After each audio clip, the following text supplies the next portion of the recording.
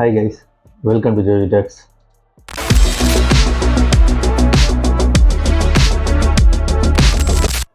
இன்னைக்கு நம்ம பார்க்க போகிற படம் இது வந்துட்டு ஒரு க்ரைம் த்ரில்லர் படம். இந்த படத்தை இயக்கியிருக்கிறவர் ராட் பிளாக்ஹர்ஸ்ட்ங்கிறவர். வாங்க இந்த படத்தோட கதை என்னென்னு பார்க்கலாம். படத்தோட ஓப்பனிங்லேயே ஒரு ஃபேமிலி ஃபோட்டோ மூலம் ரத்தம் தெரிக்கிற மாதிரி தான் அந்த படமே ஆரம்பிக்குது. அதுக்கப்புறம் பார்த்திங்கன்னா படம் ஏர்லி 90s வந்துட்டு ட்ராவல் ஆகுது. அங்கே பார்த்தீங்கன்னா கிளிஃப்ங்கிறவர் வந்துட்டு ஒரு சேல்ஸ்மேனாக இருப்பார். அவர் பார்த்தீங்கன்னா இந்த சிபிஆர் மிஷின்லாம் வந்துட்டு சேல்ஸ் பண்ணிட்டு இருப்பார். அவருக்கு ஒரு ஃபேமிலி இருக்கும், அவருக்கு ஒரு பையன் இருக்கும். அந்த பையனுக்கு வந்துட்டு கேன்சர் இருக்கும். இவருக்கு கொஞ்சம் ஃபினான்ஷியலாக கொஞ்சம் பிரச்சனைகள்லாம் இருக்கிறதுனால நிறைய பேர்த்துக்கிட்ட வந்துட்டு வேலையெல்லாம் கேட்டுட்டு இருப்பார்.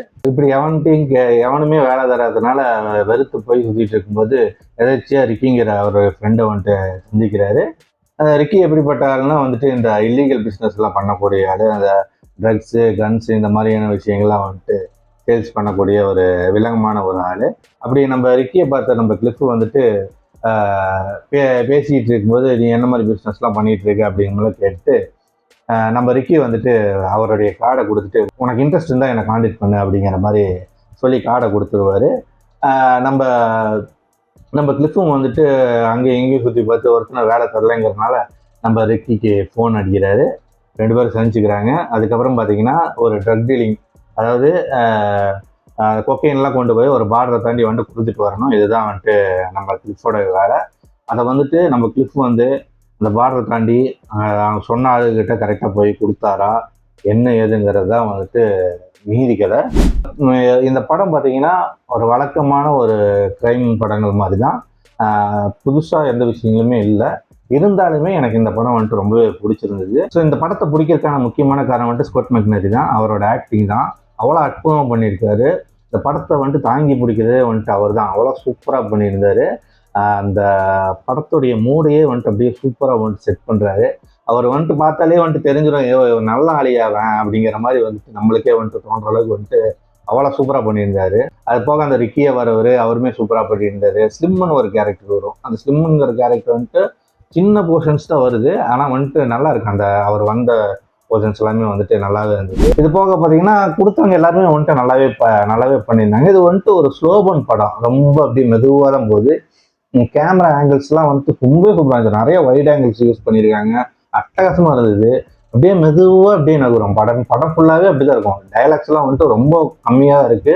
அது போக பார்த்தீங்கன்னா ஒரு 3/4 நேரம் கான்வர்சேஷன் தான் ஃபுல்லாகவே.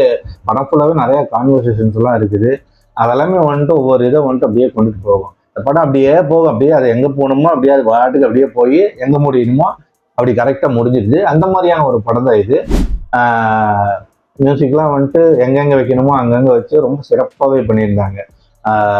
அந்த மாண்டான அந்த ஏரியாவெல்லாம் வந்துட்டு அந்த லேண்ட்ஸ்கேப்லாம் வந்துட்டு ரொம்ப சூப்பராக காமிச்சிருந்தாங்க. அதெல்லாம் வந்துட்டு அட்டகாசமாக இருந்தது. இதில் ஒரு சீன் வரும். இவங்க வந்துட்டு பார்த்தீங்கன்னா அந்த ஸ்லிம்மும் நம்ம கிளிஃபும் வந்துட்டு கார் எடுத்துகிட்டு வந்துட்டு அந்த ட்ரக்ஸை வந்துட்டு டெலிவரி பண்ணுறதுக்காக வந்துட்டு கொண்டுட்டு போயிட்டு இருப்பாங்க.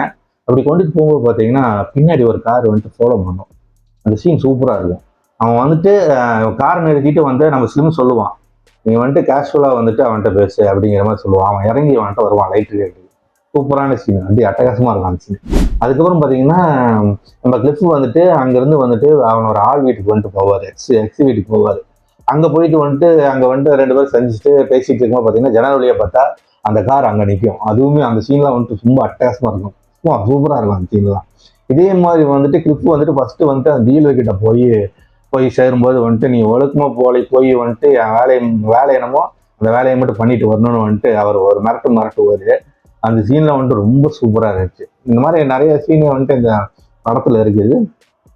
அதுக்கப்புறம் இது எல்லாமே என்ன நடக்குங்கிறது நிறைய படத்தில் பார்த்தனால வந்துட்டு தெரியும் இது என்ன நடக்க போகுதுங்கிறது. அது வந்துட்டு அதெல்லாம் பிரச்சனை கிடையாது. இது வந்துட்டு ஓவராலே வந்துட்டு ஒரு வாட்சபிளான படமாக தான் இருக்குது. எனக்கு இந்த மாதிரி படங்கள் வந்துட்டு பிடிக்குங்கிறதுனால வந்துட்டு எனக்கு ரொம்பவே பிடிச்சிருந்தது. அது நல்ல ஒரு நீட் ஸ்க்ரீன் பிளே தான். படம் அப்படியே மெதுவாக தான் போகும். அந்த படங்களே அப்படி தான் போகும். ஒரு 2 கன் ஃபைட் சீன்ஸ் இருக்குது, அதுவுமே நல்லா இருந்தது. ஸோ இந்த படம் பார்க்கணும்னு நினைக்கிறவங்க தாராளமாக பார்க்கலாம். ஒரு 1 டைம் வாட்சபிளான படம் தான். ஒரு 1 hour 45 minutes பக்கம் ஓடுது.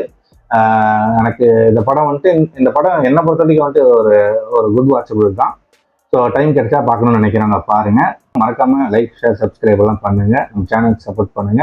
நம்ம மீண்டும் வேற ஒரு படத்துல சந்திப்போம். Until then, bye bye.